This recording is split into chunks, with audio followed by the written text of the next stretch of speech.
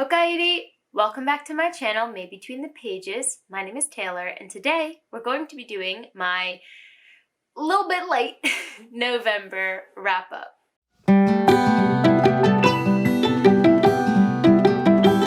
Don't mind the early, 2010s Justin Bieber hair we got going on here. I tried something new today, and I'm not sure how I feel about it, but we'll see.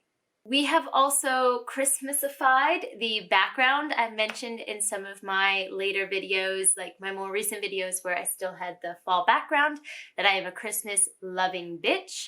I'm proud of it, so I'm extra with the Christmas decorations, which has led me to move the camera back farther than I typically do. So if we have some issues with audio, just give me a little bit of time, I'll work it out since we're a little farther than usual, but I think we'll be all right. The month of November was a pretty solid reading month. I read a little bit less than I typically do, but all of them were books that I gave a 4 stars or a 5 stars to, so I really can't complain. I ended up reading 4 books, 3 of which were 4 stars and 1 which was 5 stars. The first one was Clap When You Land by Elizabeth Acevedo.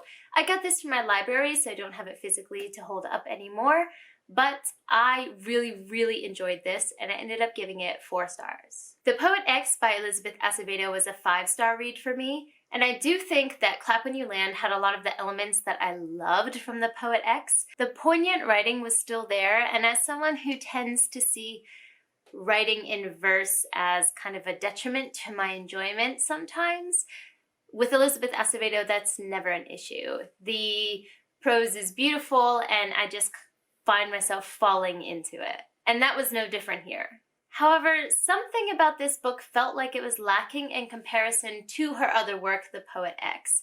I cried while I was reading The Poet X, and I just didn't feel those tugging emotions like I did with her other work. So while an author absolutely does not have to write the same book twice, like please don't do that, I couldn't help but compare it to the other book that I gave 5 stars, and so that's why this one ended up being 4 stars. However, I loved the social commentary and the exploration of complex issues of colorism, which I don't claim to know much about, but I would like to become more educated through reading, and how different birthplaces can give you different perspectives and different privileges depending on where you are. And to see those types of things interact in such a small and intimate space as family was really interesting, and I thought that Acevedo handled it really well. The second book I read was Solutions and Other Problems by Ali Brosh. I mentioned this in a recent video, but I haven't really talked about this author or this webcomic series on my channel before now. This is a little niche, but Ali Brosh used to write a webcomic called Hyperbole and a Half. And then that webcomic became popular enough for her to write a book with the same name. And she's excels at writing very funny, ridiculous comics that have a basis in truth and kind of a life lesson involved.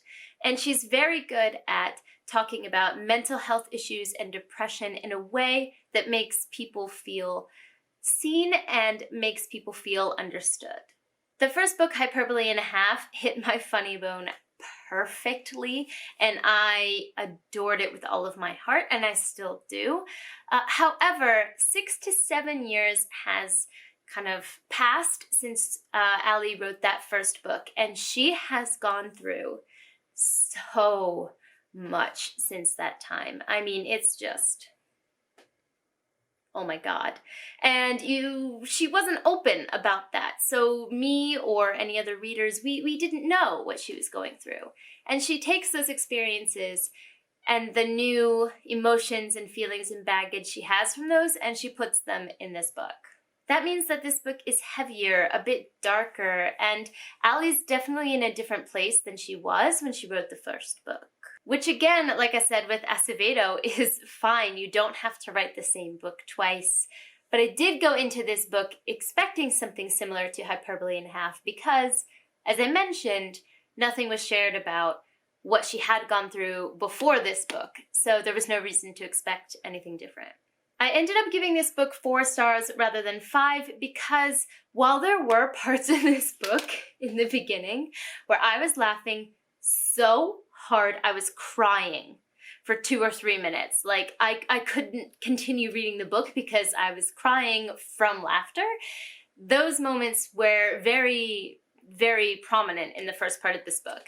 But the second part of this book is when she really goes into like the darker aspect of things that she went through. And those moments were few and far between. And that's fine, but it seemed like an abrupt change to me as a reader to go from laughing, crying, you know, so much that I can't continue reading, to feeling like, oh, wow, the world can really suck sometimes, you know? And that's true, but it was a bit jarring for me. Therefore, I ended up giving this book 4 stars, but I still highly recommend it to people if you are a fan of Hyperbole and a Half. But if you've never read her works before, I highly recommend checking out that webcomic or picking up the original, like the first book first, and seeing if you like her type of humor. And if you do, you can move on to this one. The third book that I read is Words of Radiance by Brandon Sanderson. The first time I read this book, this was a reread for me, and the first time I read it physically, and this time I read it audibly. As you can see, there's an insane amount of tabs in this book. Like, this is multiple tab things, you know. I ran out while reading this book. But this is my favorite book in the Stormlight Archive, and the Stormlight Archive is arguably my favorite series. Now, we know I'm bad at choosing favorites, but this is definitely top 3, maybe my favorite. So it makes sense. I give this book 5 stars. There is no surprise there. It is the continuation from The Way of Kings, and we get a lot of rewarding instances in this book of characters interacting together that we got to see grow separately in The Way of Kings. So we have the really fun experience of seeing those different personalities, those different people come together and see what they're like together in this book. I also adore the growth of Bridge 4 in here. It's just, if you've been around my channel, you know that Rock and Lopin are like what I think are the best characters in this whole series, so there's enough of that content here to keep me happy for years to come. The fourth and final book that I read is Black Sun by Rebecca Roanhorse, and I ended up giving this book 4 stars. This was the book club pick for the Only Good book club put together by Deidre over on Shade Tree Reads. I'll be sure to link her down below. I'm part of this book club, and we don't always put our group discussions live on the internet. We tend to have more private chats and talk about books, but maybe in the future, you know, Deidre or other people in the group will decide to, you know, record a live show of our discussions. But this book we did read on the Discord together, and the discussion really helped me think through some of the things that this book brought up. One thing I adored about this book was the setting. So this book is an epic fantasy based on pre-Columbian South American culture. And it is so unique, so interesting for a world-building nut like me to kind of get into. And I loved how basically every world-building part of this book was new to me. The characters were all gray as well, and there wasn't particularly a good side or a bad side to the conflict in this story, and I enjoyed that immensely as well. However, there are 4 main perspectives that we're meant to follow, and I didn't connect to half of them.